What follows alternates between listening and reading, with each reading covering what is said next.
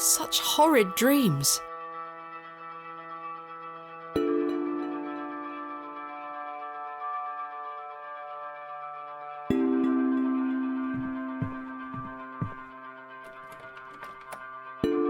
Bolted from the inside, just as I left it last night.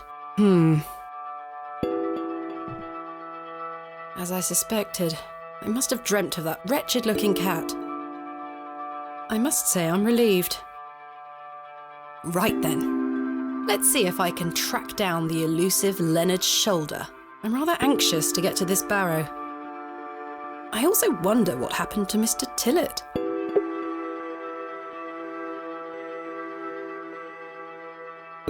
The candle has melted. It's not much use anymore. Perhaps Mr. Kemp will replace it this evening.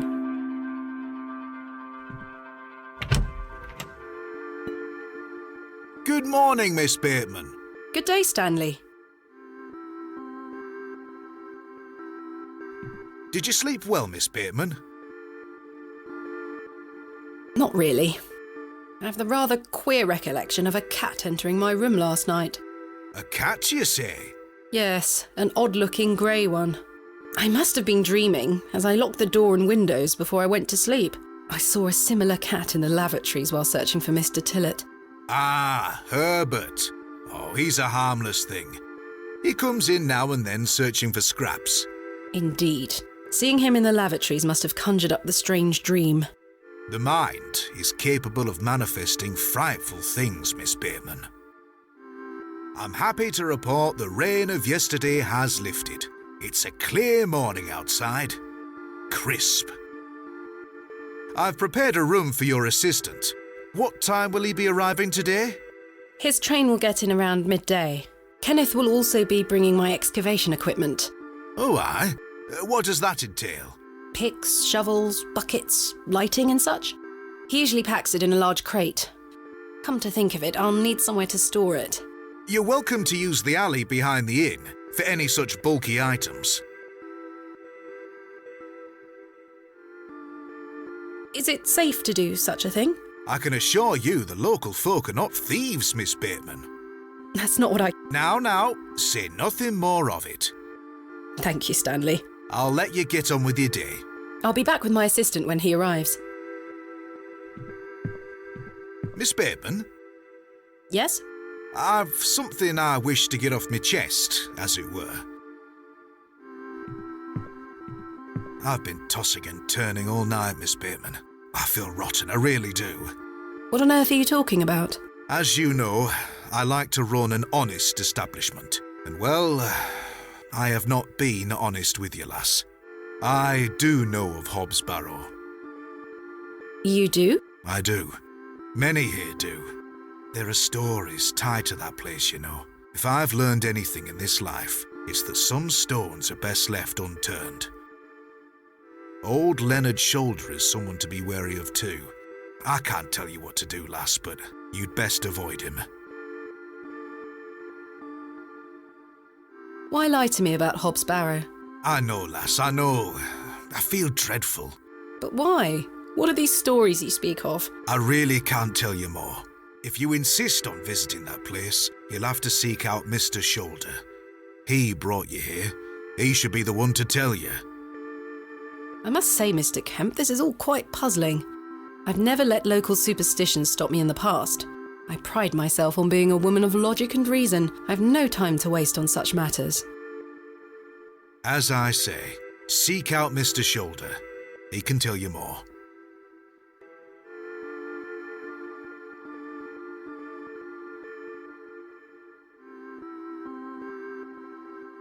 Why must I be wary of Mr. Shoulder? The man has a certain reputation. For what? You've seen it already. Were he here to meet you last night? No. Precisely. A man not to be trusted. Where is Hobbs Barrow? I don't know. I say that on my mother's grave, Miss Bateman. I now find that hard to believe. The moors are vast, lass. I'd tend not to go wandering out there. A grown man could lose himself and not be seen again.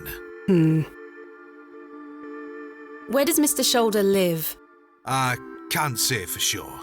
As I think I told you last night, he's a quiet man and keeps to himself. He only comes in here to collect his post.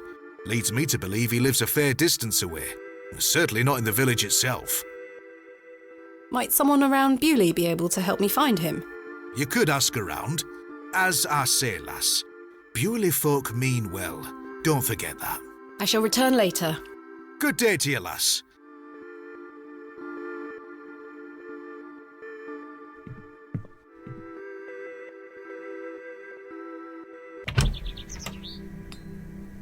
It seems I may be fighting a battle against some sort of local superstition. Is there a single barrow in England that doesn't have some ghastly tale attached to it? Hogwash. All of it.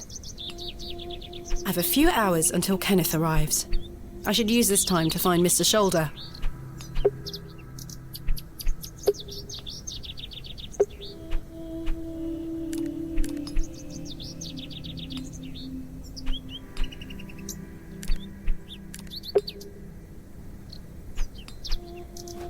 Hello.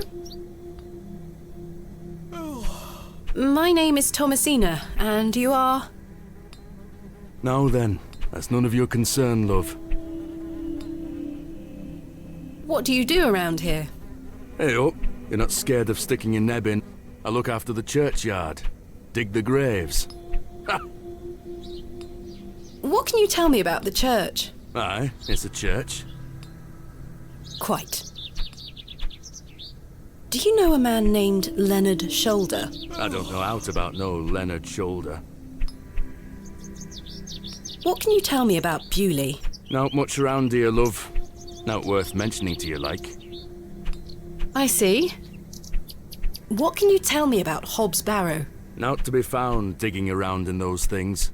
You know of local barrows, then? Don't concern yourself. Goodbye. Ta-ra.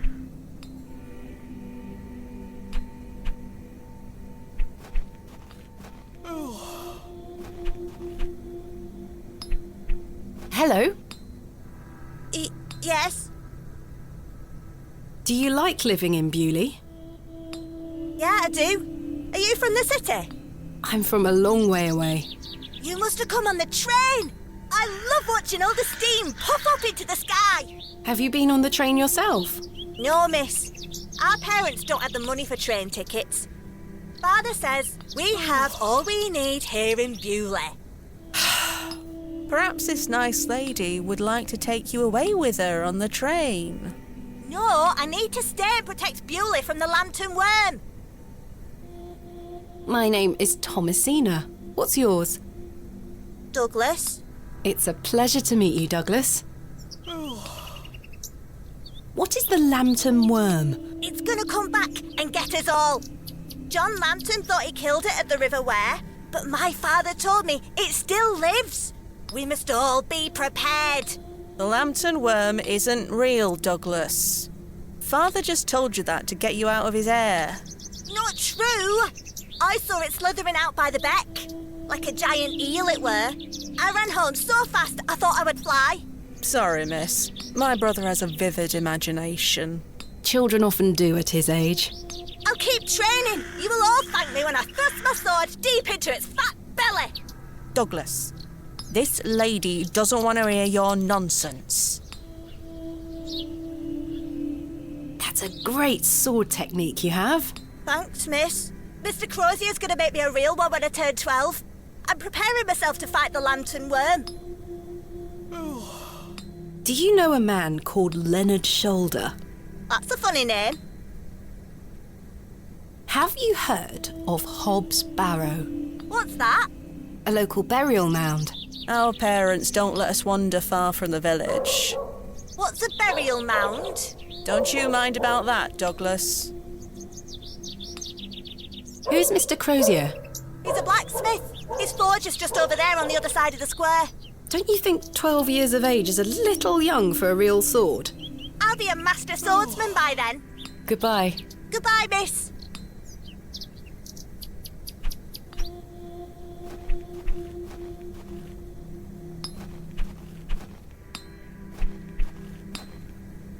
Good day.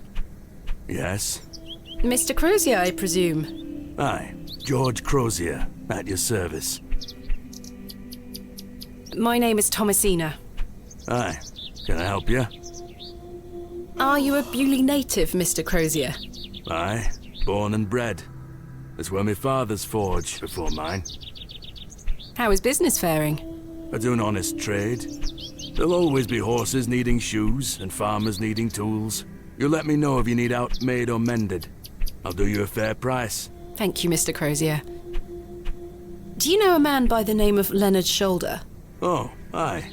Old Leonard. Have you seen him recently? No, not recently. Do you know where he lives? Why all these questions, lass? I need to speak with him. He invited me to Bewley. Oh, he'll turn up. I've seen him in the plough and furrow from time to time. But do you know where he lives? I need to find him. I believe he lives somewhere out on the moors. Can't tell you out more than that. Thank you, Mr. Crozier. Do you know of a local landmark named Hobbs Barrow? There's a fair many barrows found out on the moors, lass. Too many to put a name to. Not a soul in Bewley pays them any mind. What can you tell me about Bewley? We don't get many visitors here, outside of market days. But there's plenty of work for the village blacksmith. Where are you from, then? I arrived yesterday on the train from London, by way of Derby. Oh, aye. I've heard about London. What have you heard? Plenty of factories there. Yes, indeed. The city is always changing and moving forward. Too busy for me, though, lass. I prefer a quieter pace. Aye. When do market days run in Bewley? Once or twice a month. The next one is tomorrow. How delightful. Unless your vice is cabbages, there'll be naught to interest a young lady. I don't mind a cabbage. Then you're in luck. Thanks for your time. Aye. Speak to you later. The bucket is rusty and full of holes.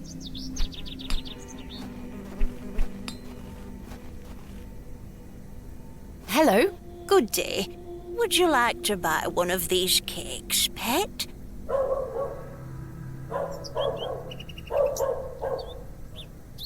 Yes, I'd like to buy a cake. Wonderful.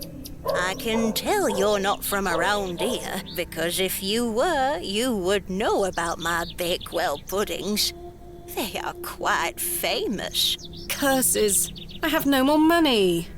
That's unfortunate, pet. I'm sorry. I can't give them away for free. The money goes to the church, you see, and one cannot shirk one's duty to the church. I understand. Do you know a local man called Leonard Shoulder? Yes, I know Leonard. What business do you have with him? It's a long story, but I'm trying to find where he lives. I'm afraid I don't know, dear. Father Roach has access to the parish register. He might be able to help you. Thank you for your time. Lord be with you.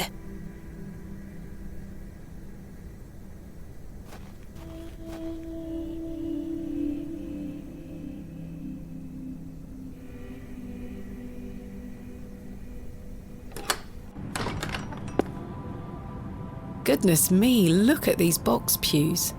I've never seen any as tall as that before. Most unusual architecture, even for the Normans. Someone has left a necklace hanging here. A silver cross. Sterling by the look of it. Maybe I can reunite it with its owner. I've no time for such things.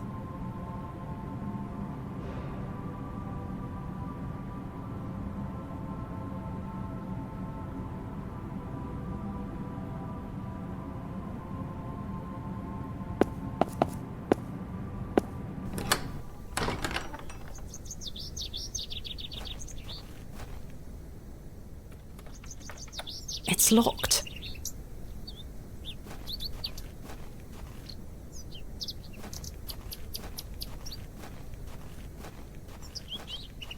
Hello.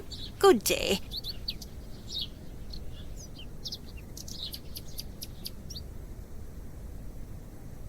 Where can I find Father Roach? At this time of day, he'll be taking his exercise in Herne Wood, to the west of the village. Thank you. I'll go find him. Be sure to listen out for his merry whistling. Such a jolly man.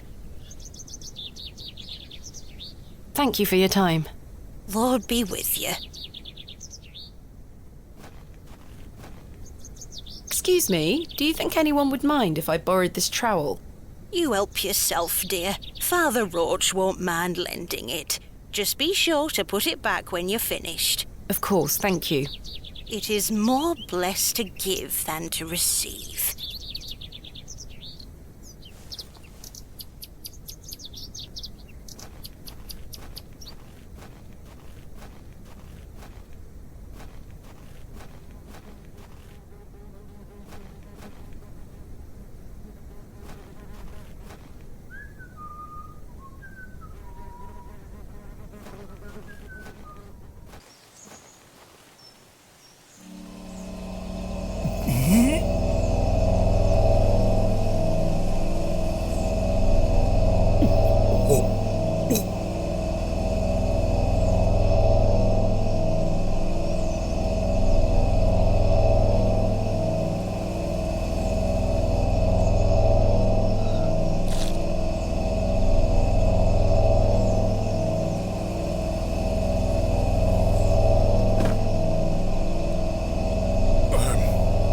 Very sorry.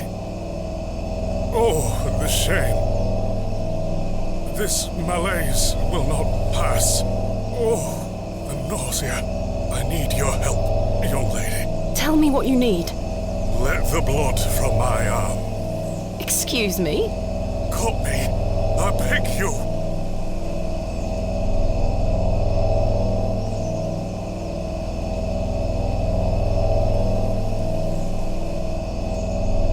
The trowel's blade is dull and rusted. I need something that will provide a cleaner cut.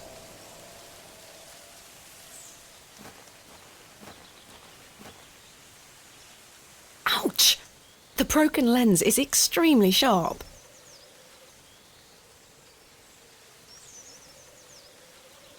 This handkerchief was a gift from my mother. I hope she will understand. This should work.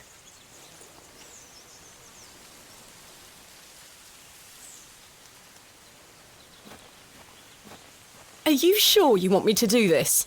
Yes, it will cure me of my ills. I shall do as you ask, Father.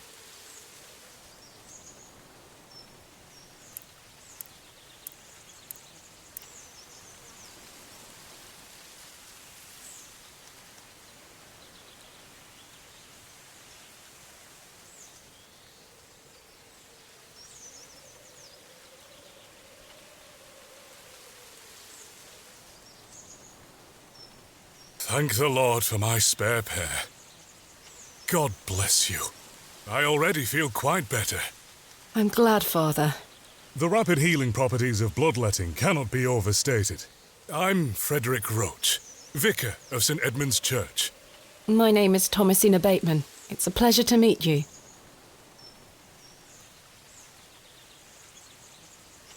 Are you feeling better? Yes, thank you. What ails you, Father Roach? I just ate a rotten berry, that's all. I like to pick blackberries for my supper, you see. They are quite delicious, as long as you mind the bramble. My apologies again. I wish we had met in different circumstances.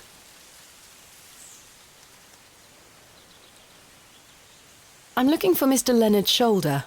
Oh, yes? Are you a relative? No, it's a long story, but he invited me to Bewley. And he didn't tell you his address? He was to meet me last night at the Plough and Furrow, but he never came. I see. Well, let me welcome you to Bewley on his behalf. Thank you, Father. Do you know where Mr. Shoulder lives? Let me think. It's been many moons since I've paid him a visit. Perhaps you could allow me to take a look at the parish register. No need. I remember it now. A fair hike across the moors. Could you please give me directions? I'll take you there myself. It's the least I can do after you aided me so. Capital. Thank you. Just let me know when you're ready to pay him a visit. I'll be resting here for the time being. I'm ready to go to Mr. Shoulder's house. Excellent. I feel the fresh air will do me well. Follow me.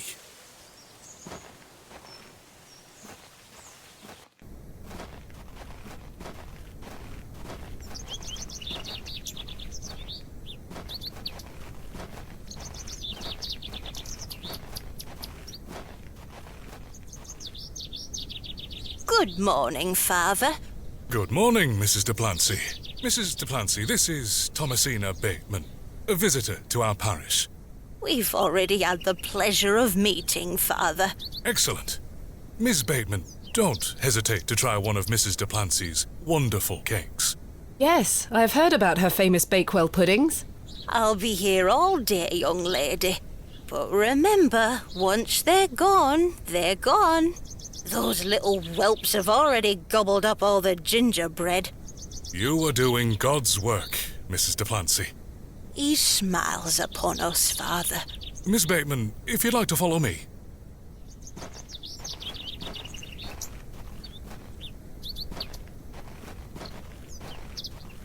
Let's talk of graves, of worms, and epitaphs. Make dust our paper, and with rainy eyes write sorrow on the bosom of the earth. Let's choose executors and talk of wills. Shakespeare? Quite. Which play?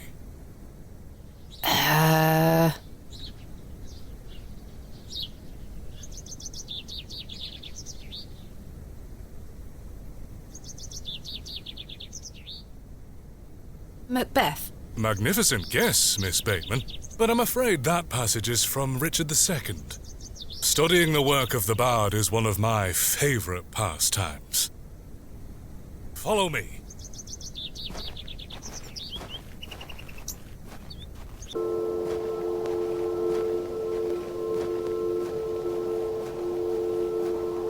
Behold, the vast expanse of God's creation.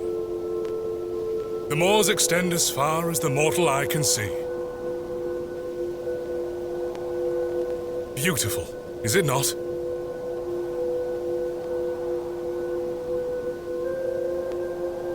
Beauty is in the eye of the beholder. The beauty of God's creation is that it takes so many forms. How can one take in such a view and not have faith? Some look at these moors and think this a godless land. But I tell you, he is found in all domains. The Lord's work is all about us. Tell me, Miss Bateman, do you believe in God?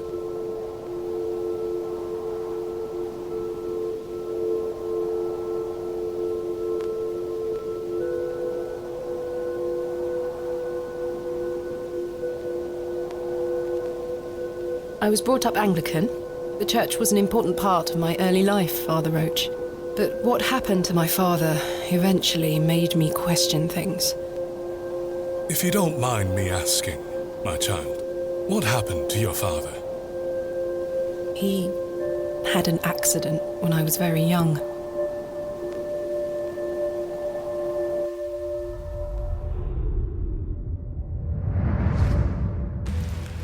Come along now, Thomasina. Let's get out of the rain.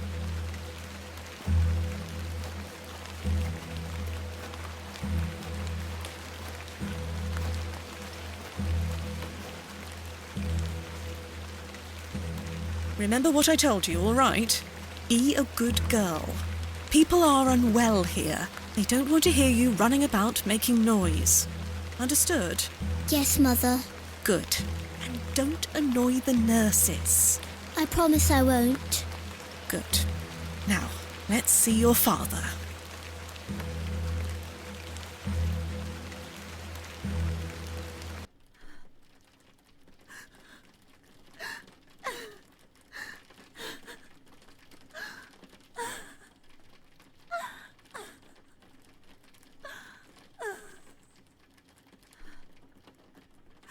Daddy, wake up! Mummy? Mummy? Good evening, Mr. Bateman. Hello, little one. You must be Thomasina? Yes.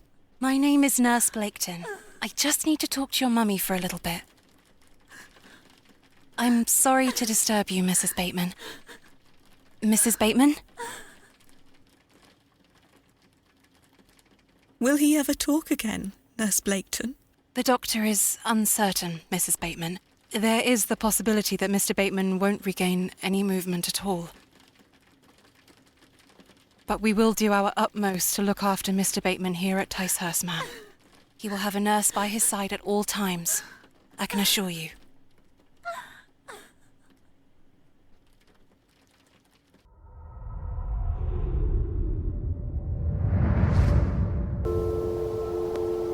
What sort of God would allow this fate to befall such a kind and honest man? I'm sorry to hear this. God moves in mysterious ways, but he loves us all. Come along now.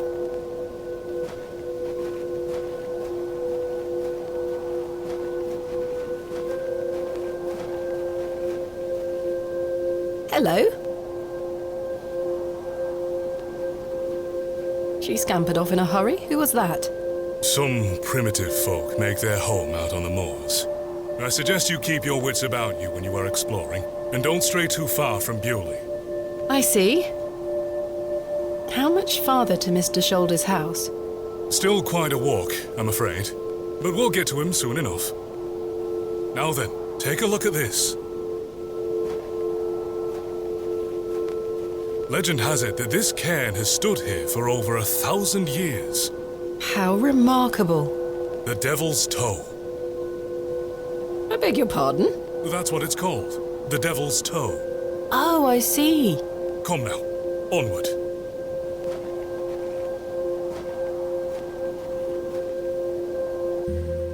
We walked and walked across that vast, featureless landscape. All the while, Father Roach was whistling away merrily. Just as I had begun to wonder if we were hopelessly lost, a building emerged from the mist. Mr. Shoulder's cottage.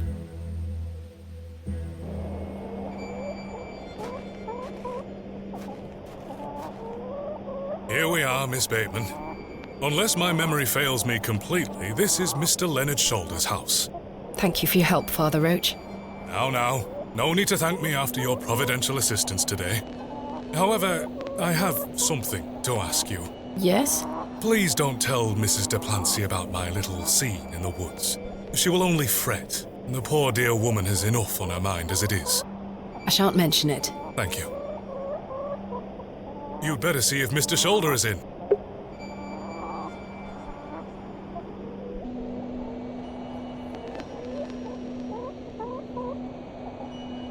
Here, chuk chuk chuk. Don't encourage them.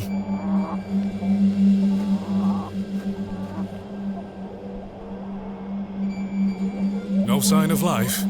None. The window is nice and clean. The dwelling is by no means abandoned.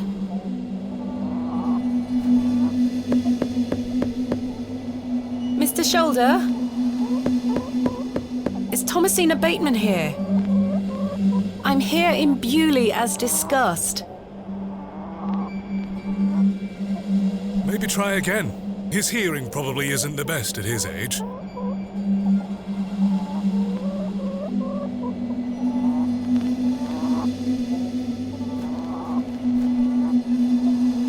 The trousers feel damp. Freshly hung or still wet from last night's rain. He looks much too unruly to be picked up.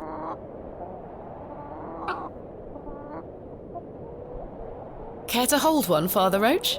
Put that thing down, would you? You're no fun.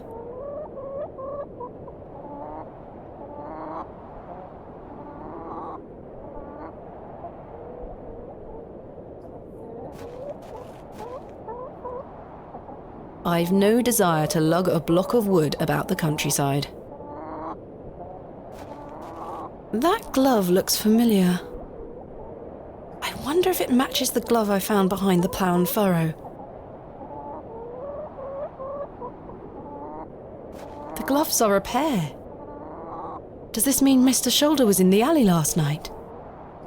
Why didn't he come inside to see me? Slightly damp. I have a similar one myself. So very warm. The window is much too high up to reach.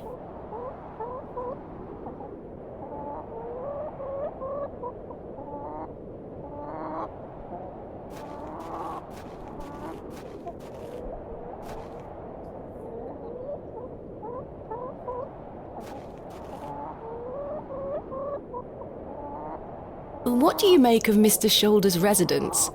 A sturdy construction, I'm in no doubt. The winds blow a gale out here, not to mention the pelting rain. At least he must have plenty of eggs to eat. Awful creatures, those hens. What else do you know about Mr. Shoulder? A reclusive man. I must say I know very little about him. Does he attend services at St. Edmund's? Not regularly, if at all these days. Perhaps he feels closer to God out here on the moors. What do you make of Mr. Shoulder's residence? A sturdy construction, I'm in no doubt. The winds blow a gale out here, not to mention the pelting rain. At least he must have plenty of eggs to eat. Awful creatures, those hens.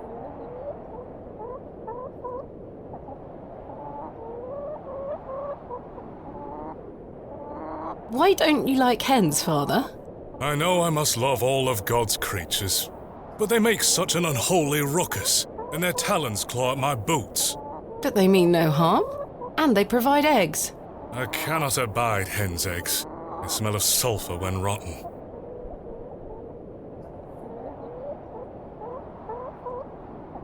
Thank you for your time. Lord be with you. Mr. Shoulder, are you home?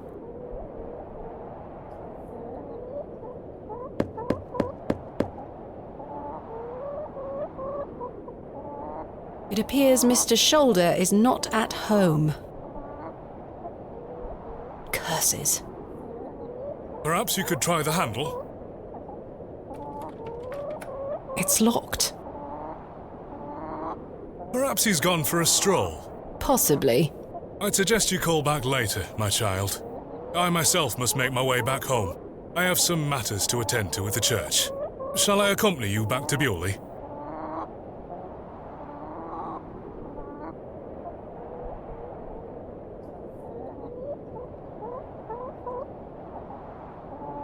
Let's go. As I say, my child, Mr. Shoulder will make himself known. Do not lose faith.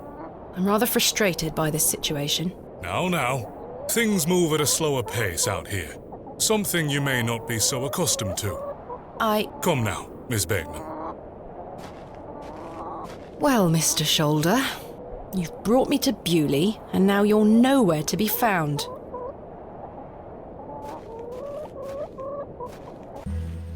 As we trudged silently back to Bewley across those cold moors, I made a new resolution. I would find Hobbs Barrow myself, with or without Mr. Shoulder.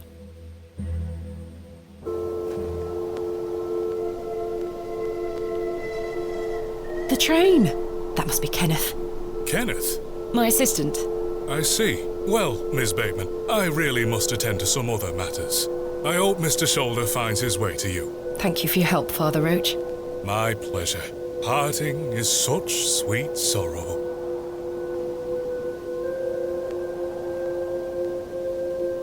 Romeo and Juliet? Correct. That I shall say good night, till it be morrow. Lord be with you. I should go meet Kenneth at the station.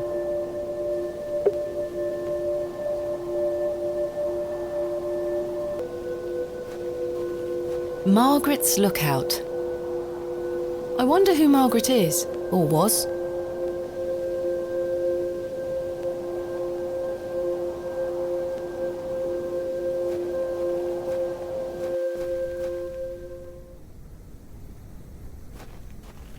Here lies Elizabeth Farnaby. This appears to be a recently dug, unmarked grave. I may be a barrow digger, but I am no grave robber. William Paxton. modest and gentle of heart. Here lies Margaret Tillett, beloved mother, wife, and sister. Today she dances with angels.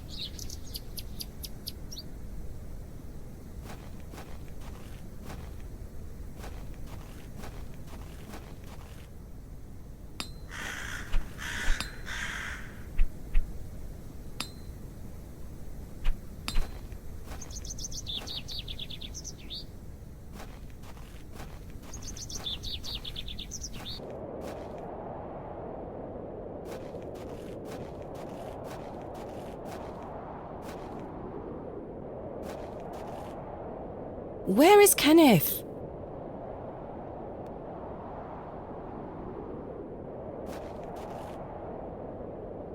He was supposed to wait for me at the station.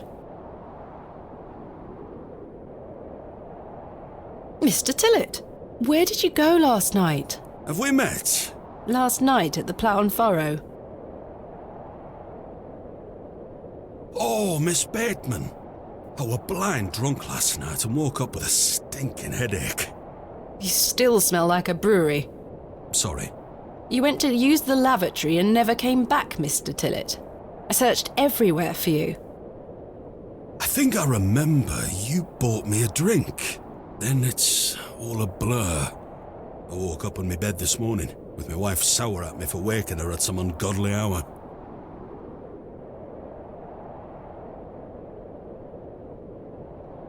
I found Mr. Shoulder's house, but he wasn't home. Don't worry, you'll find him. About last night. What were you going to tell me about Leonard Shoulder? Who? Leonard Shoulder. You told me you knew him, and promised to tell me more if I bought you a drink, which I did. So what were you going to tell me? I don't really know the old bugger. But you said you did. Oh, aye. No, I know nought about him. No, nought about Leonard Shoulder.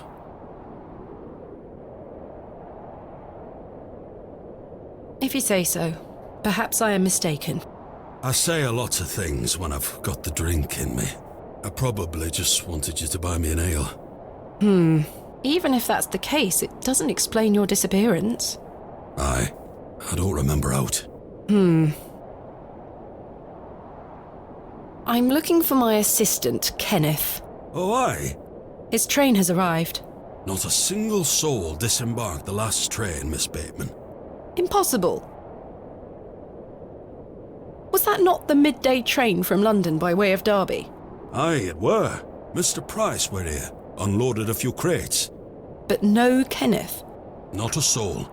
Hold on. One of them crates had your name on it, Miss Bateman. A great big one it were, with... A red ribbon. Aye. What is Kenneth playing at, sending my equipment but not himself? Curses. Where is my crate now? Mr. Price took away all the crates on his cart. Who? Mr. Price, he's the postmaster. Where can I find Mr. Price? He lives above the storeroom, just north of the Plough and Furrow. You'll see it. There's a Royal Mail plaque on the wall. Thank you. Farewell for now. Ta-ra!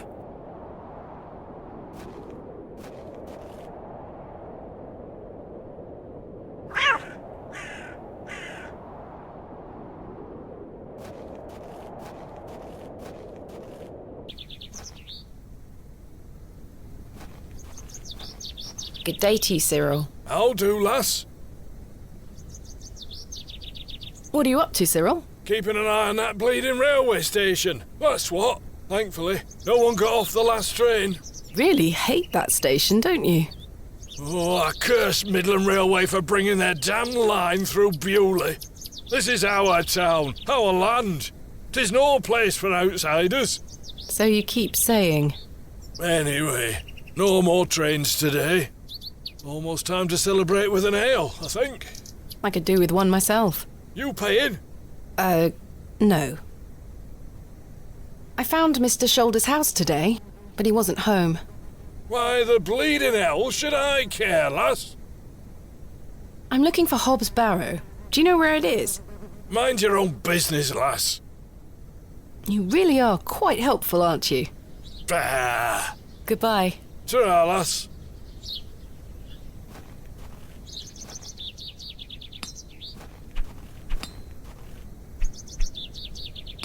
I can't take the sign, nor do I want to.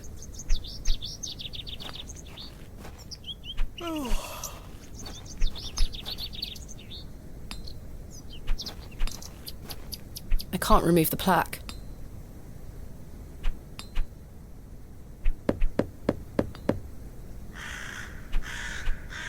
I don't think anyone is home. That must be the postmaster's storeroom.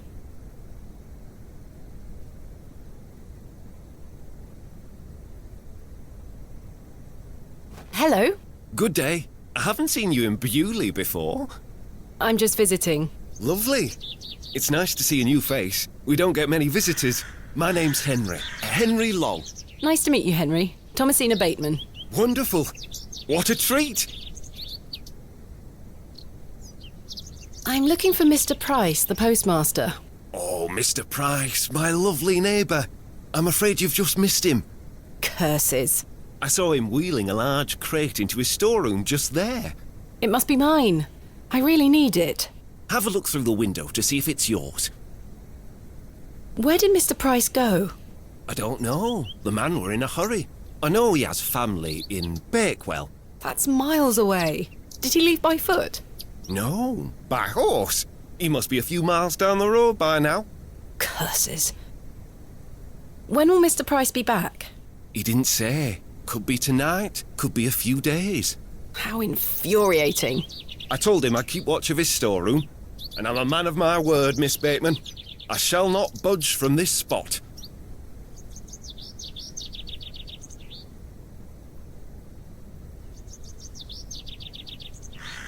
Do you know a man named Leonard Shoulder? Aye, funny old fellow.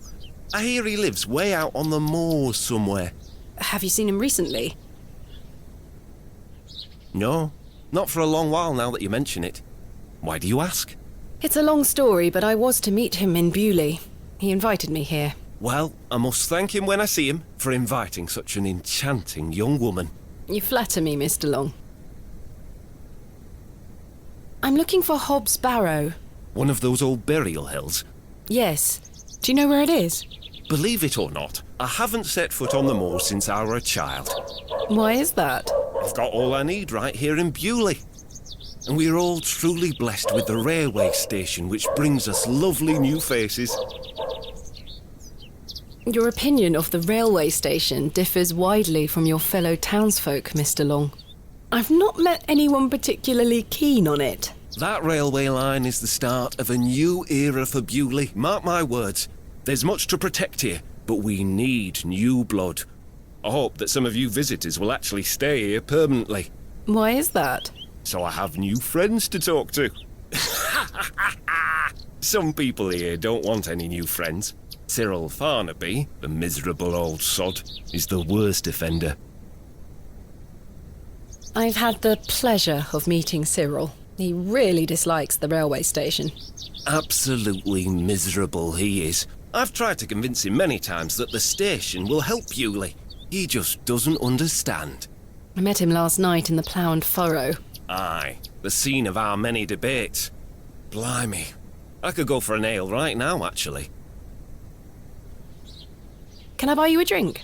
Really? No. Wait. Do you think Mr. Kemp will let me open a tab? Perhaps. You could always ask him. I shouldn't leave anyway. Mr. Price is relying on me to keep watch of his storeroom. You seem in a good mood, Mr. Long. It's just lovely to see a new face. Where are you from, Miss Bateman? Originally, a small town on the outskirts of Derby, Mr. Long. Though I currently reside in London. London? I've never met anyone from London. How very exciting. Have you lived there a long time? It's been quite a few years now, yes. I've heard that the air there is so heavy with smoke, it makes it hard to breathe. Is that true? Some days. Oh, you must miss the fresh northern air. Well, you've got that in Bewley. No factories out here. Such things are a blight on his creation. I were born in this very home I stand in front of. Bewley is in my blood. Why would I ever want to leave? Especially now I can meet new folk thanks to the railway line. Goodbye. Don't be a stranger.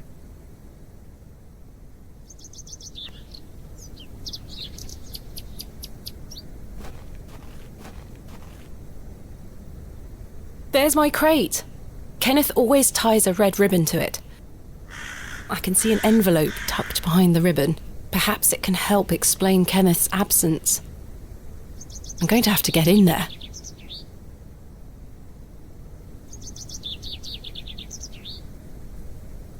The postmaster isn't home. But my crate is in there. You'll have to wait for Mr. Price to get back.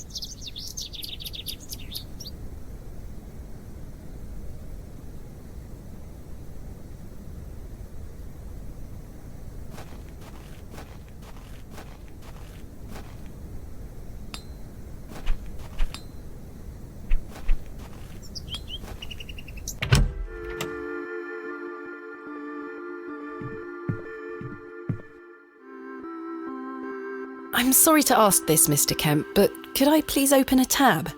Still not in your purse? I'm afraid not. My assistant hasn't arrived as planned, so I find myself in a bind. He must have put the money in my crate, which is currently being held in Mr. Price's storeroom. Well, as you know, I run an honest establishment here, and I do trust you. So yes, I'll open an account for you, to be settled at the end of your stay. Of course. Thank you, Mr. Kemp. Now then, I'll be needing something of value as a deposit. I thought you said you trusted me. Aye, it's not personal, lass. One can never be too cautious. How can I open a tab again? Leave me an item of value as a deposit. I'll give it back to you at the end of your stay, when it will be time to pay the piper.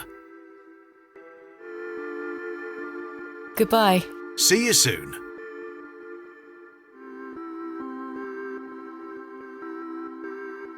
Will you accept this silver cross pendant as a deposit? Can I take a closer look at it?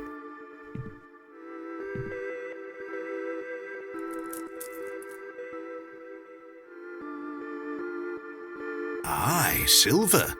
That'll do. Thank you, Mr. Kemp. Can I get you something to drink?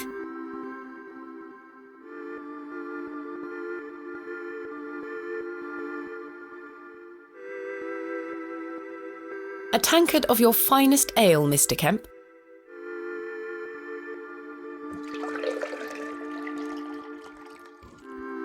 There we are. That's 2 pence on your account. Thank you. Most agreeable.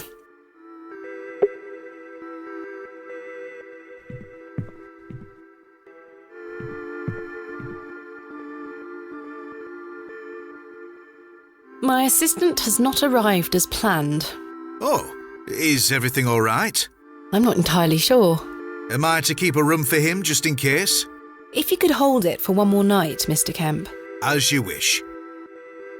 Goodbye. See you soon.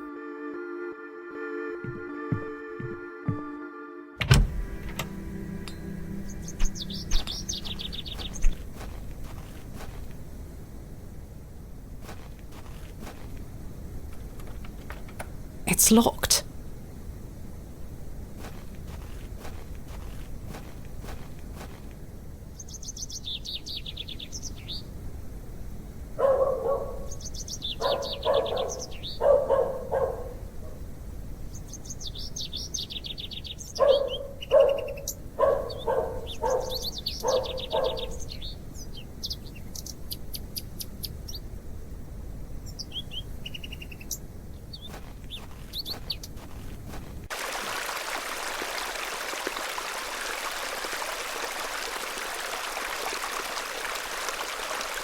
Good day, little one. What's your name? Wally took Myrtle. Pardon? He took her and ran off. I hate him. Is Myrtle one of your dolls? Yes. My favourite. Mummy made her for me. She's so beautiful. Wally is the worst brother in the whole world. I'm sorry to hear that. What is your name, little one? Jane. It's a pleasure to meet you, Jane. My name is Thomasina.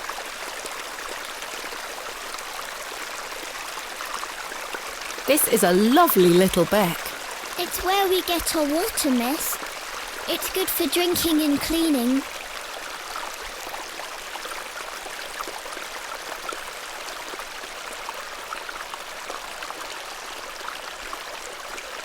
Your dolls look lovely, Jane.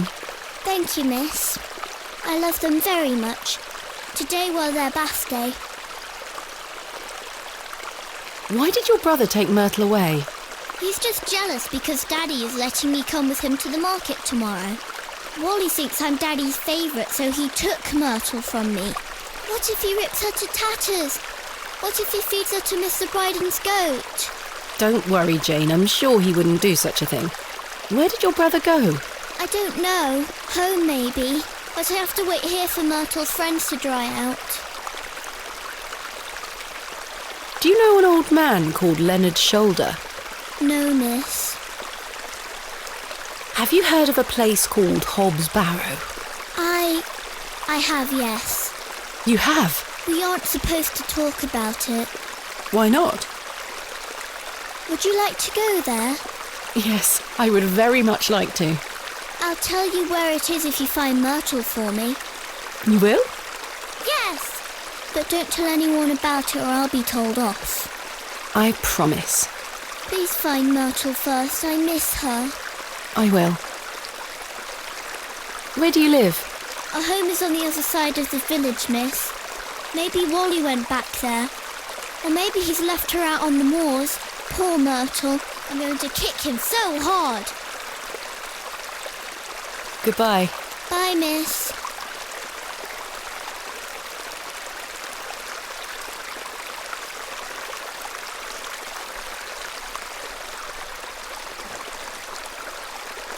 The water is icy cold.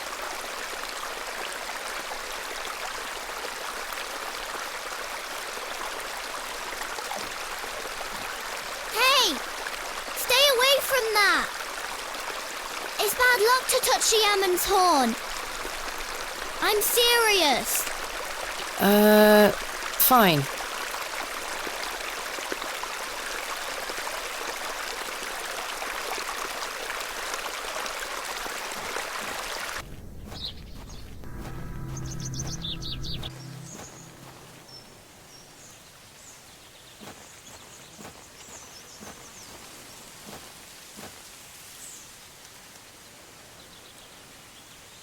I've no desire to go rooting about in there.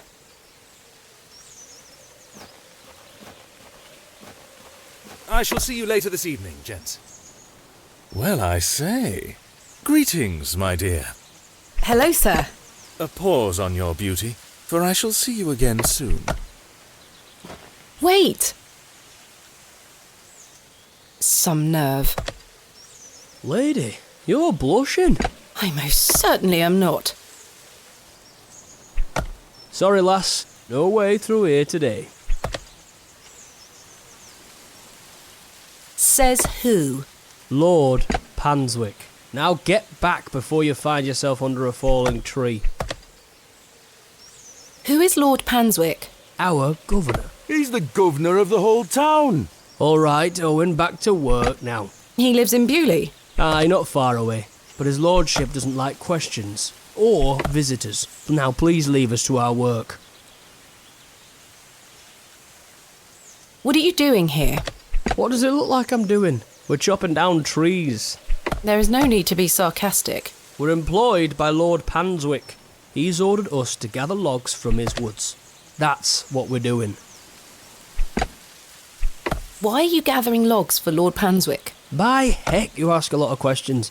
If you must know, his lordship is repairing an old ruin on his land. We need the timber for the restoration work. How intriguing. What type of ruin is Lord Panswick restoring? An old chapel. I should rather like to see it. Not possible. His lordship does not welcome visitors to his estate. And these are his woods? Aye. His lordship owns most of the lands around these parts. Do you know a man named Leonard Shoulder? No, I don't. Can you let me get back to my work now?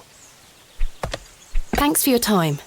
We'll be done by tomorrow morning. Come back then if you want to explore the woods.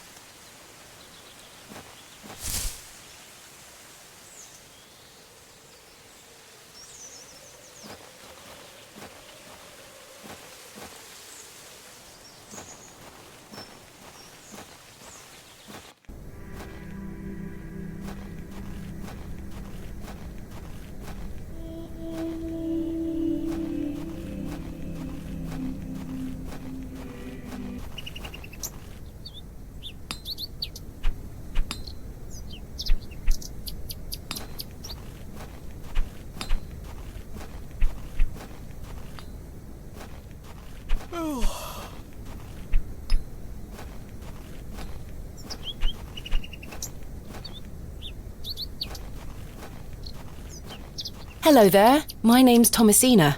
Yeah? What's yours? Wally?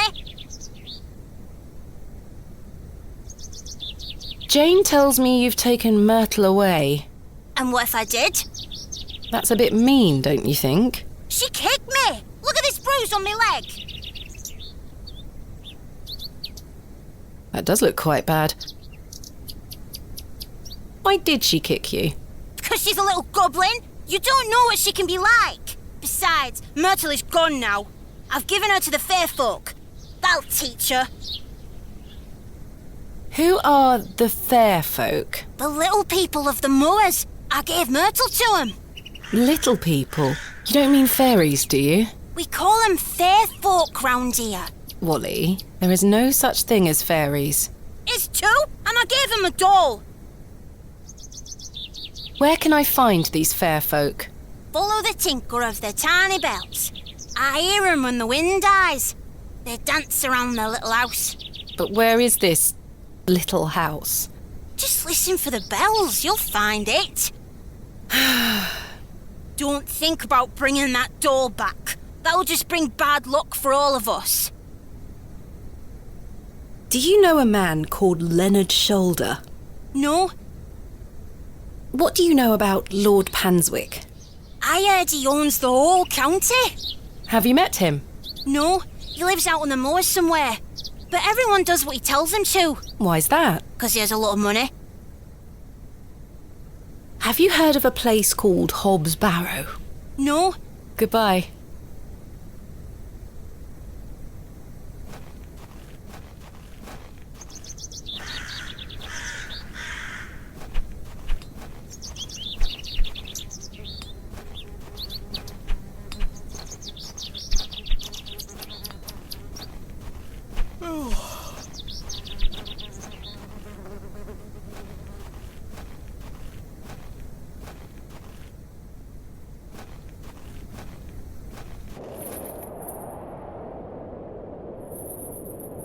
I'd better not touch them. They could be poisonous.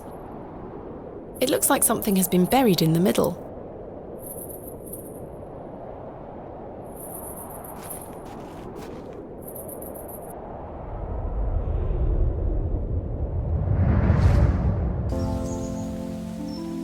Thomasina, please stop leaving your toys lying about the place. What happened the last time you left your dolly under the tree? A fox ate it, madame. Yes, it did. Fetch it now, won't you? Then I'll fix your supper. Yes, madame.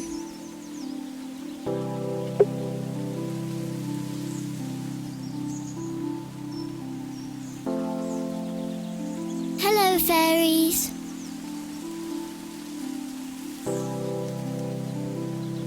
There you are, Josephine. I won't let the foxes eat you.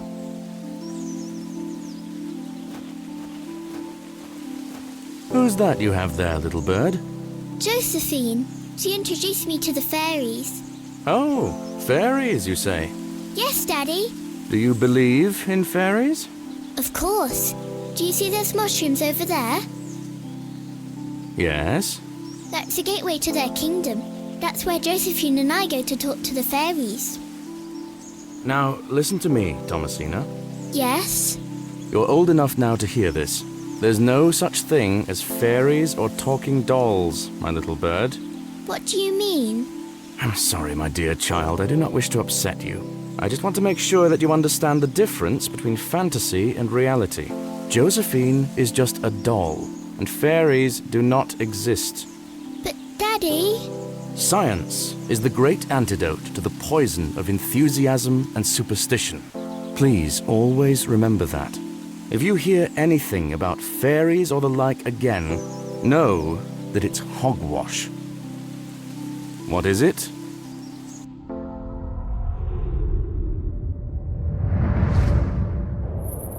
Hogwash. Did Wally bury the doll, I wonder?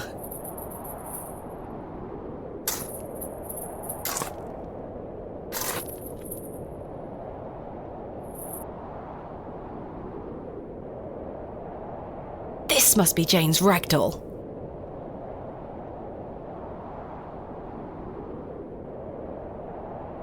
Perhaps these wriggling worms are the fair folk young Wally was so fearful of. How strange. There is a hairpin pierced through the arm. This may come in handy. I'll keep it. At least I shall not return from Bewley empty-handed.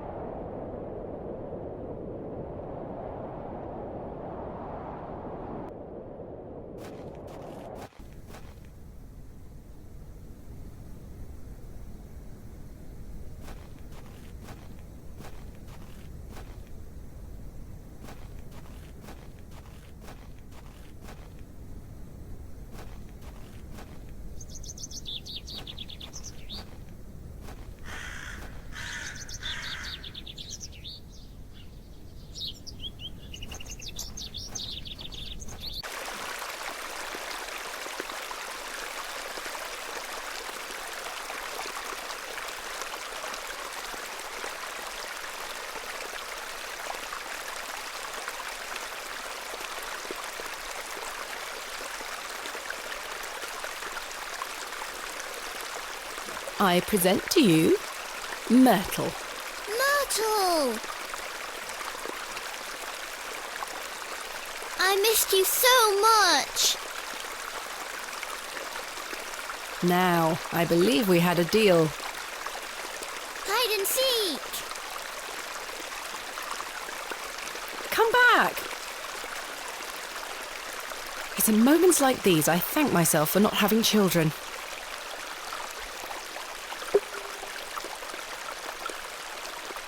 I can't pry the fossil from the rock with my bare hands.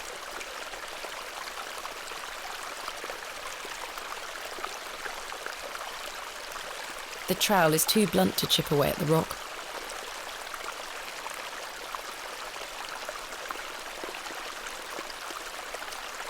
The hairpin isn't strong enough to remove the fossil.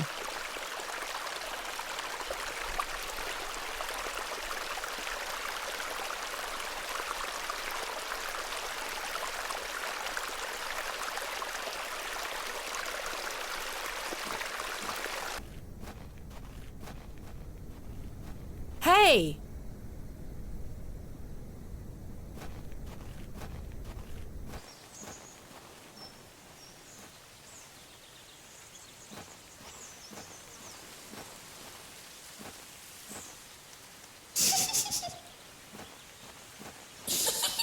Jane? Jane, get out of there! Don't make me come in. Fine. Curses! The hole is too small for me to fit through.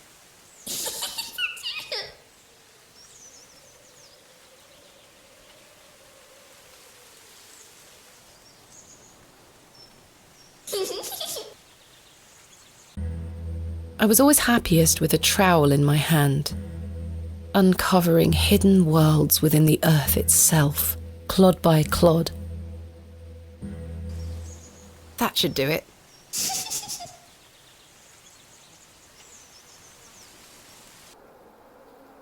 Jane! Jane? Jane? Jane, come out this instant. I can't see a damned thing in here. I need a light source.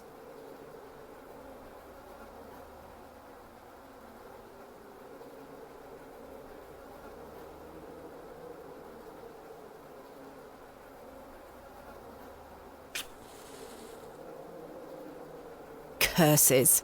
The useless thing blew out.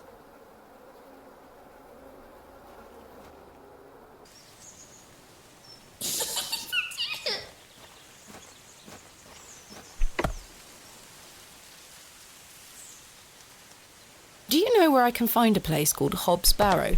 Never heard of it. Thanks for your time. We'll be done by tomorrow morning. Come back then if you want to explore the woods.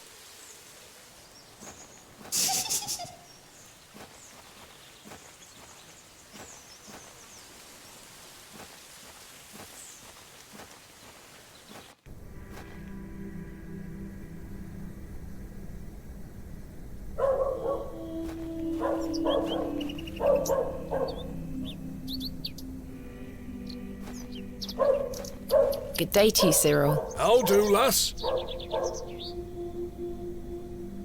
What do you make of Henry Long?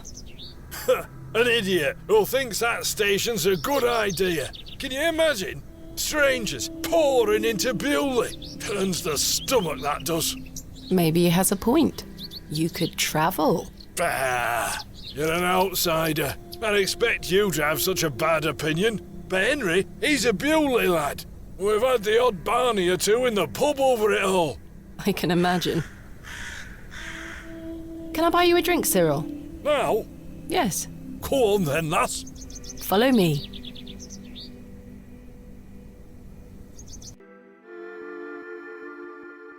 So then he turns around and says, "Why is a dog like a tree?" And I says, "I don't know." And he says, "Because they both lose their bark once they're dead." Very droll, Cyril. Well, it's been a pleasure, but I must be off. Aye, lass. Ta for the drink. You're not too bad for an outsider.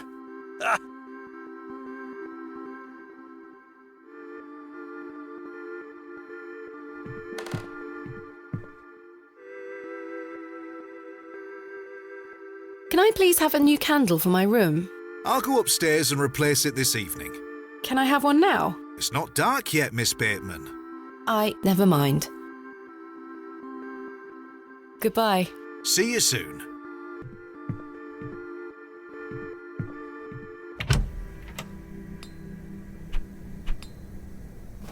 Hello. Goodbye. Ta-ra.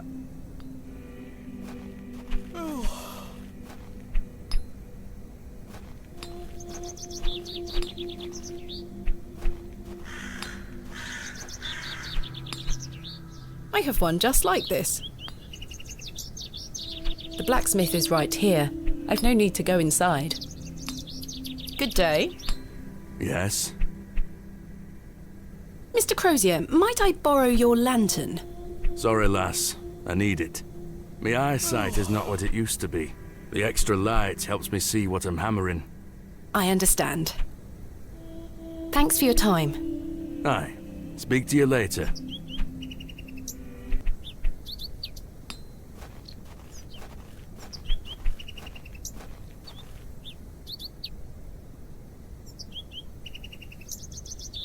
Hello. Good day. Can I buy you another drink? I suppose one more ale won't hurt. I shall take you up on your offer, Miss Bateman. Let us make our way.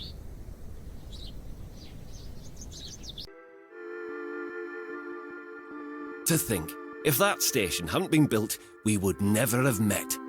Blessed be the Midland Railway. Idiot! That station is the worst decision this village has ever made! Cyril Farnaby, a miserable man with miserable ideas. I will change your mind even if it kills me.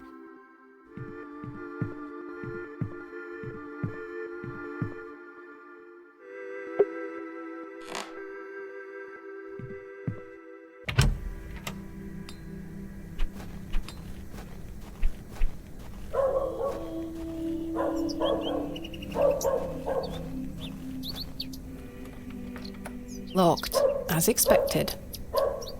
I need to get inside without attracting too much attention. He's currently debating the merits of the railway station at the inn. Royal Mail, Postmaster's Residence. This must be the local post office. Kenneth taught me this useful trick. A hairpin is much more than a hair accessory. A few wiggles and this lock should spring right open.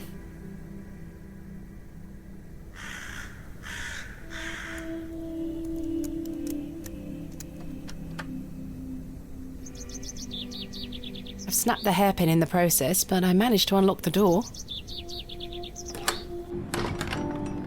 Let's open this envelope. There's a note inside.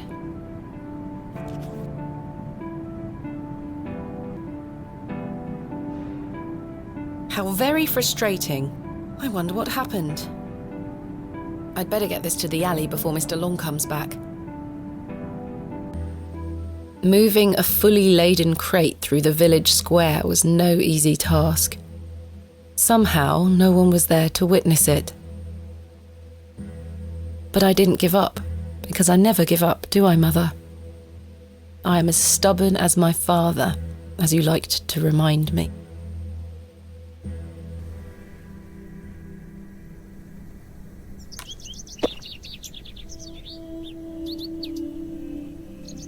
Wait. Where is my money? It's not in here. Kenneth, you absolute liability of a man. It looks like everything else is in here. Picks, specimen trays, shovels. Oh, my chisel, I'll take that.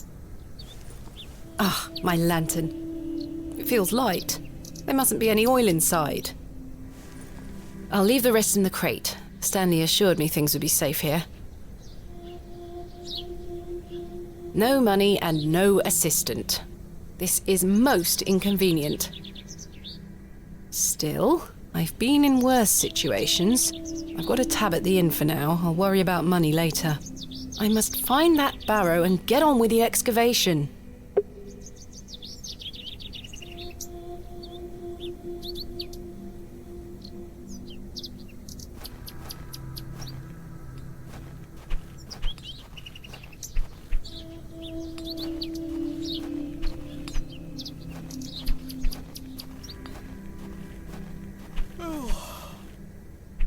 Good day. Yes? I was wondering if you might be able to spare some lantern oil. I don't have much to spare, lass. Paraffin is as rare as hen's teeth in these parts. How much coin do you have? None, I'm afraid. If you're in a bind, I can trade you a small amount. A trade, you say? Aye. What can I trade you for some lantern oil? Surprise me. Thanks for your time. Aye. Speak to you later.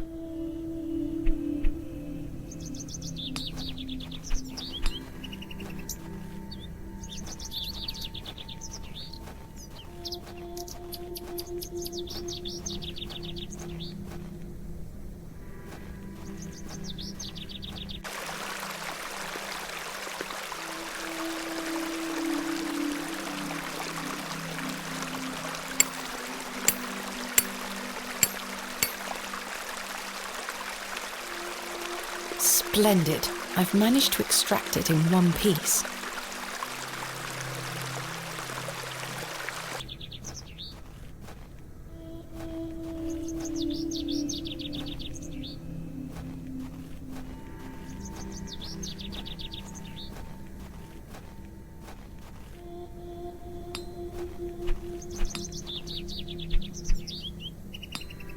Would you trade some of your paraffin for this fossilized ammonite, Mr. Crozier? Now then, 'tis a beauty that. It looks familiar. I'll take it off your hands. Wonderful. Let me fetch some paraffin from inside.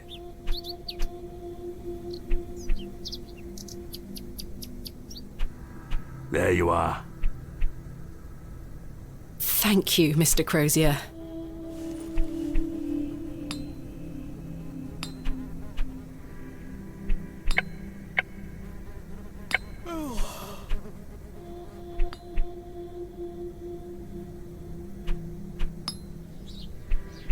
My lantern is fueled and ready for action.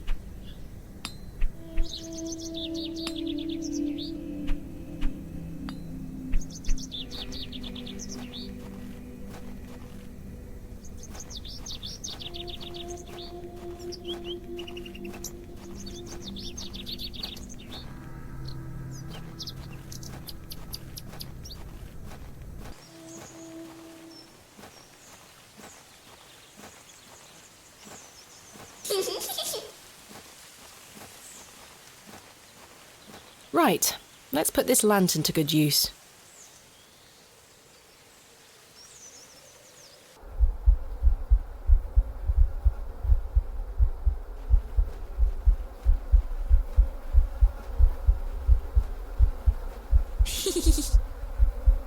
Jane, come out at once.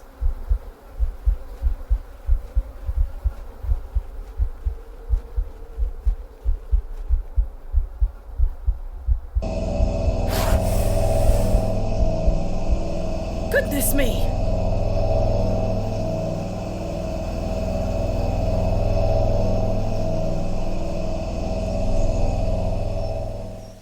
Jane! Silly, what are you doing in that smelly old badger's hole? You were in there. No, I weren't. Yes, you were. Not true. I was hiding behind that tree over there. I got bored of waiting for you. So where can I find Hobbs Barrow? Go north from the church graveyard, up the hill. You'll see some muddy fields on the horizon. That's Mr. Bryden's farm. Hobbs Barrow is there. Don't tell any grown-ups I told you. And thanks for getting Myrtle back. My pleasure. Thank you, Jane. You've been a great help.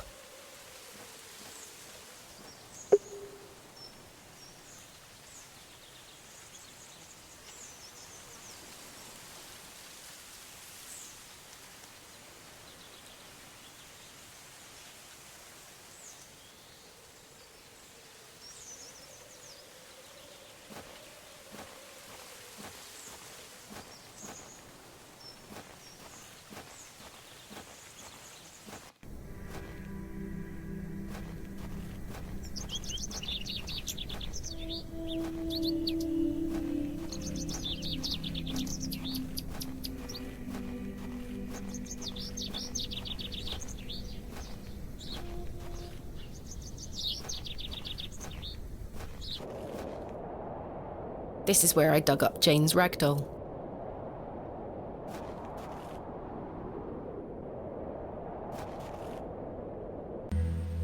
As I trudged through the barren moors, with only the odd sheep for company, I reflected upon my visit to Bewley thus far. The enigmatic Mr. Shoulder and his puzzling disappearance. The townsfolk of Bewley who had made it as difficult as they could for me to find Hobbs Barrow. The suspicion, the wariness in their eyes. Only now I know it was actually fear. In the end, it was the innocence of a child, young Jane, that condemned me to my fate.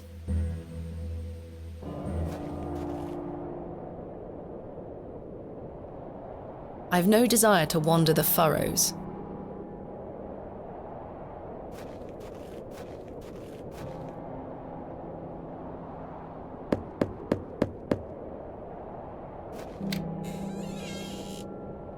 What do you want?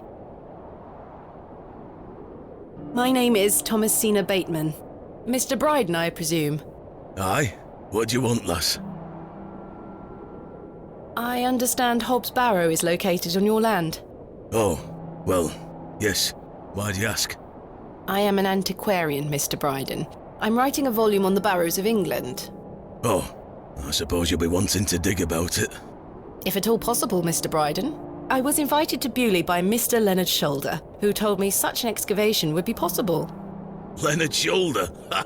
I haven't seen him in years. The last I heard he were on death's door. There's to be no more digging there, lass. Not since it went so badly last time. Was there a previous excavation of Hobbs Barrow? Aye. Me brother dug it up. Must have been, 25 years ago. You see, whatever he found inside, well, it drove him mad. Oh? Aye. I moved back here to look after him. Poor bastard hanged himself not long after. I'm sorry, Mr. Bryden. That's terrible. Aye. Time passes, but it were an awful thing. What did your brother find? Samuel. Samuel were his name. Sorry, what did Samuel find in the barrow? I don't know. But something went wrong. Afterward, he could barely speak. You couldn't make out a word, like. That must have been hard. He lost a hand in that excavation too, you know. Goodness me, how? I try hard not to speculate on what might have happened, lass. I'd see him disappear into that barrow, dragging timber in with him. You'd hear him hammering away for hours.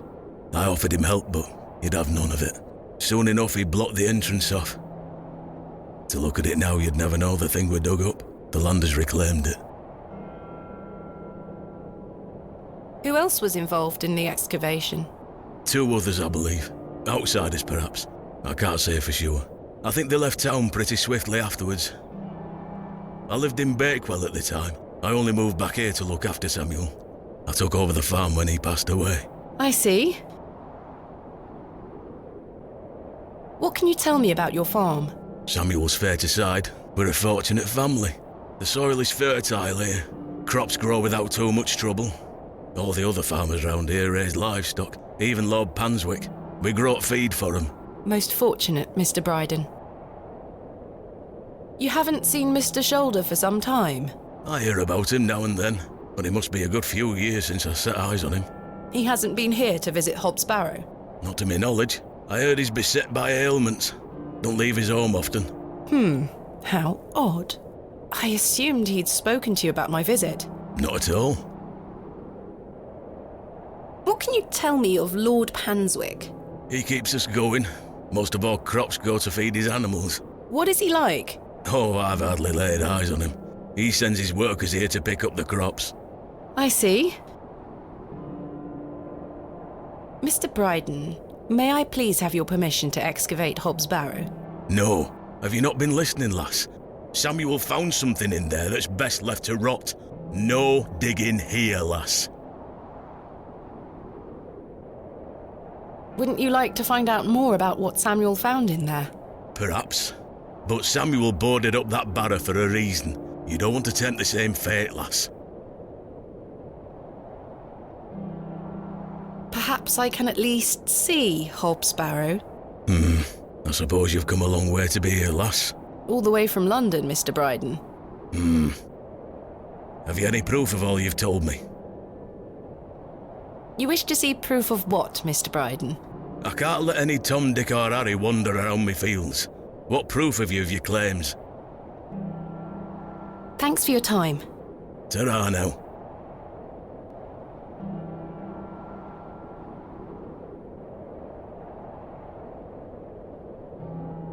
Here is proof that Mr. Shoulder invited me to Bewley in order to excavate Hobbs Barrow. Leonard making bold promises, I see. Don't make me regret this, but yes, you can have a look at it. Thank you. Any road. Once you've set your eyes on it, you won't be wanting outdo with it. The place gives one a queer feeling. So where can I find it? Through that gate to your left. Just head straight across the top to the field there. After 10 minutes or so, you'll see Barrow, set on a hill ahead. Thank you again, Mr. Bryden. I really do appreciate it.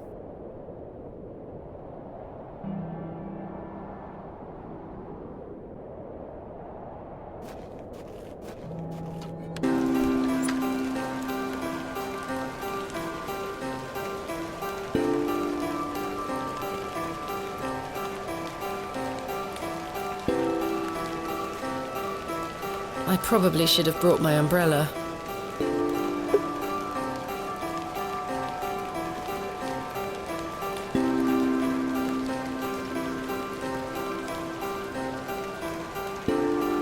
AR. I haven't a clue what that could be referring to.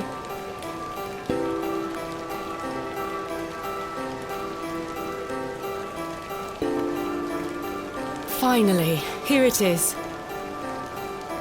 Hobbs Barrow.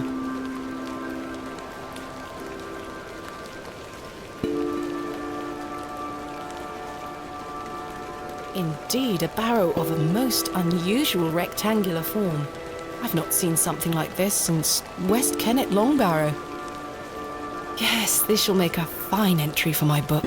What secrets do you conceal, I wonder?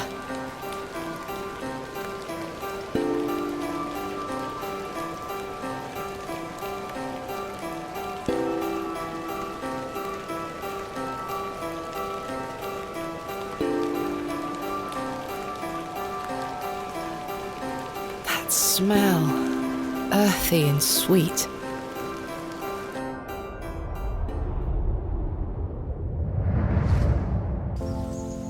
Three, 2, 1.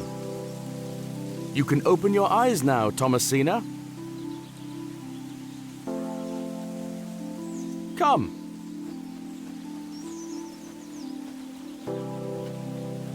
Are you ready for your first excavation? Yes, Daddy. Capital. Make sure you remember everything I've taught you. I have a feeling you might find something special. How exciting. I'll be watching from the steps, my little bird. Good luck. Thank you, Daddy.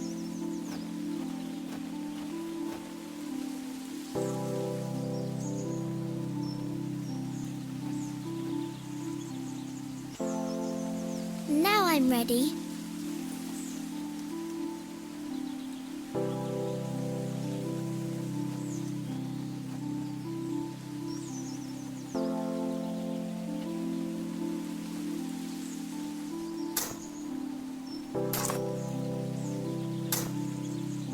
No treasures here.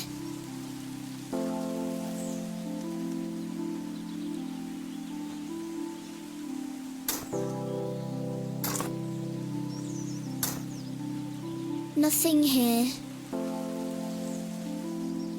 Hello.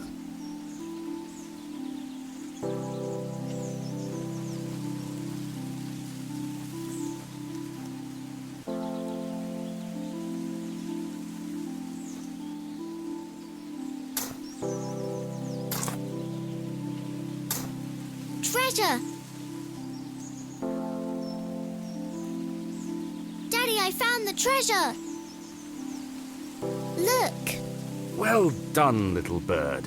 Your first successful excavation. That urn you're holding is very old and precious. Take good care of it, all right? I will, Daddy. I promise.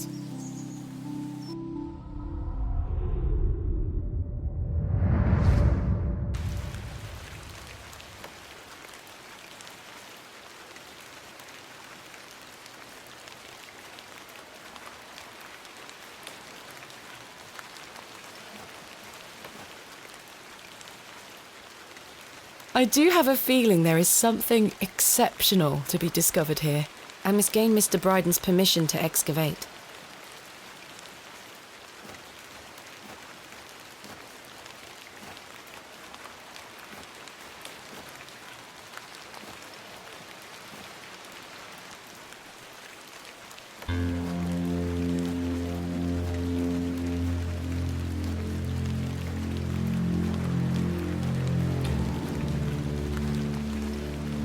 Darkness falls quickly here.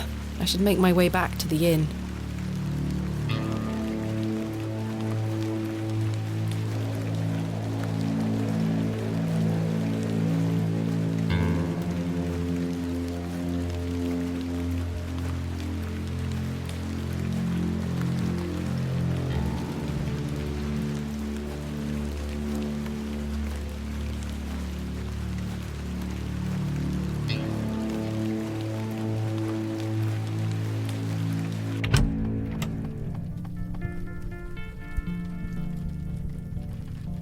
Good evening, Mr. Crozier.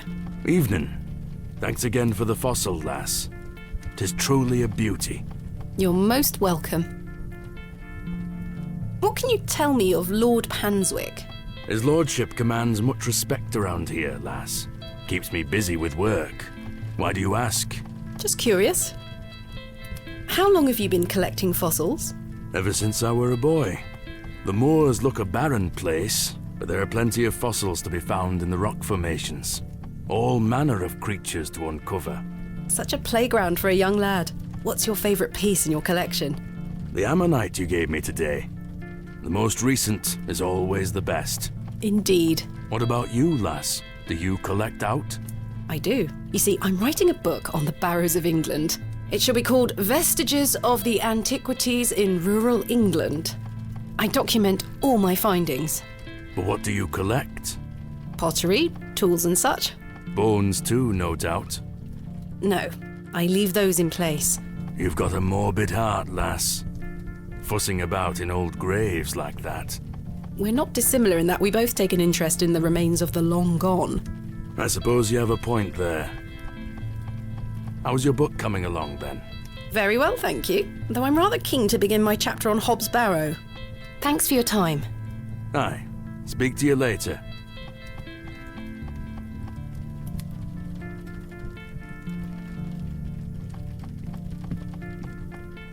Good evening, sir. I'll leave you to it.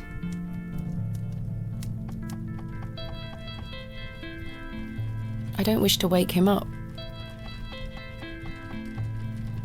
Good evening, Miss Bateman. Good evening, Stanley. I found Hobbs Barrow. Oh, remember what I said, Miss Bateman? There are stories connected to that place. Yes, stories you won't elaborate on, I might add. Don't worry about me, Stanley. I'm quite capable of warding off imagined fiends. I have no doubt, but please leave that place be. I've come this far, there's no turning back now. That's precisely what worries me. Goodbye. See you soon. Time for bed. Tomorrow I shall convince Mr. Bryden to allow me to begin my excavation. Miss Bateman. How are you? Tired. Gonna buy you a drink? One won't hurt. Excellent. I feel bad about what happened last night.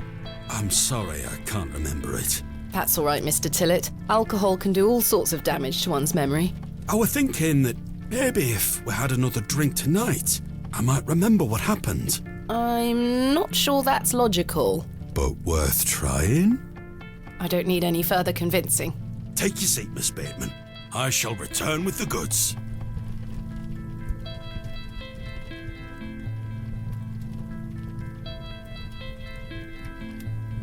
To Leonard Shoulder.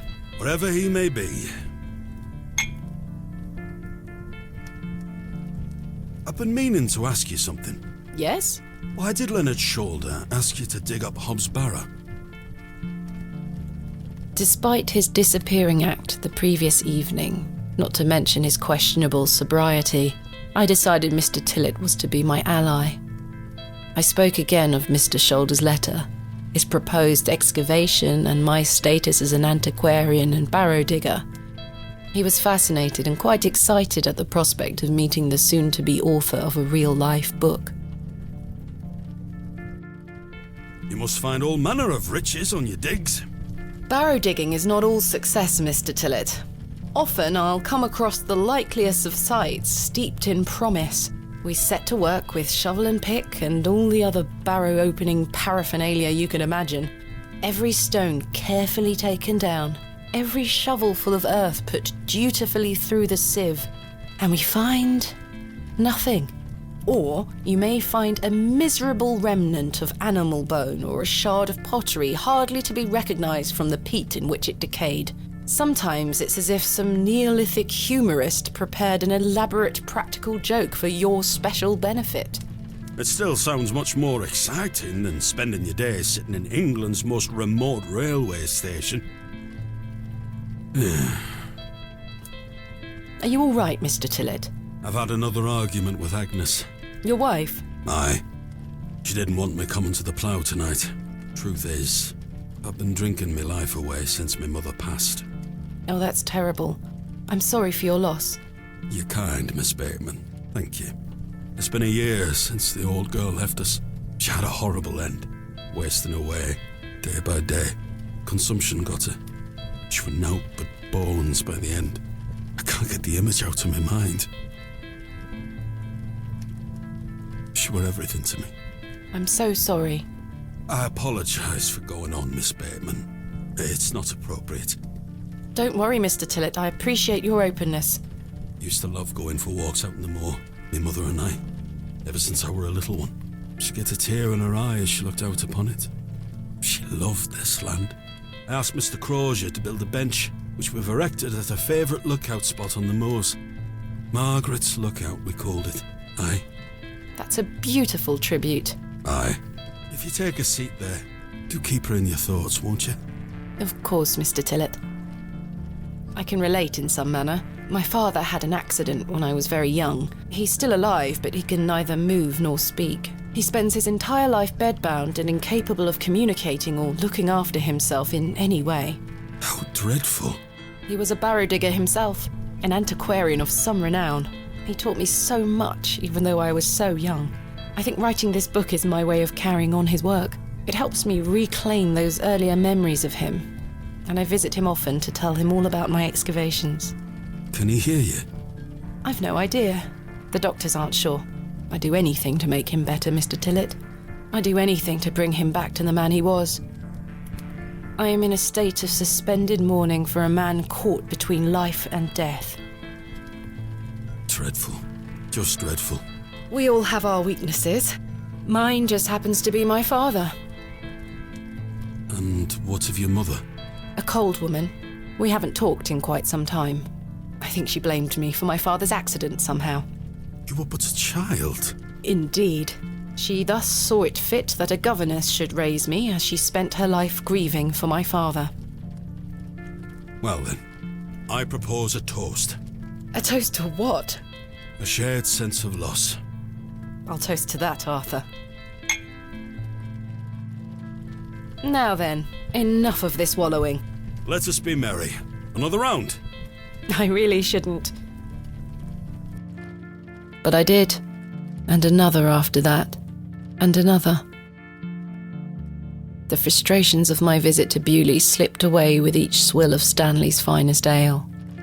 We had great fun that night, Mr. Tillett and I. I treasure the memory. Go on then. Let's hear those pipes. Mustn't. Sing the song. You're incorrigible. Please. You'll make a sad man happy. Oh, all right then.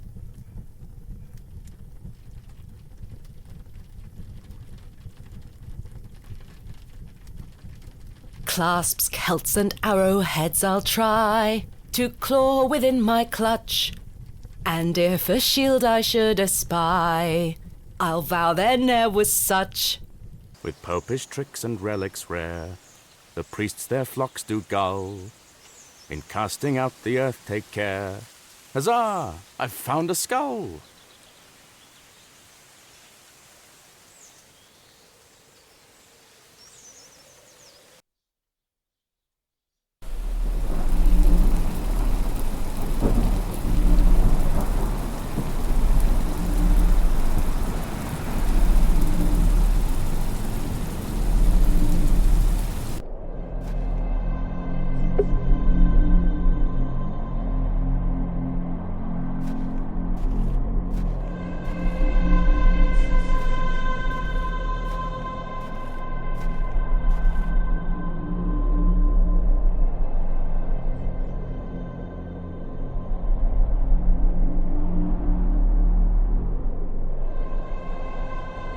Hello, Thomasina. What is this? Who are you? I'm the one that saved your father. What do you mean? He were here 25 years ago. My father? He were deep down with the others. He were there when something went wrong. I dragged him out.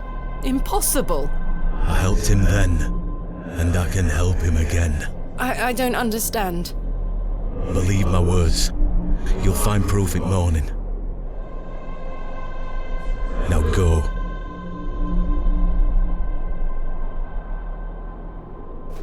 One more thing. This is not a dream.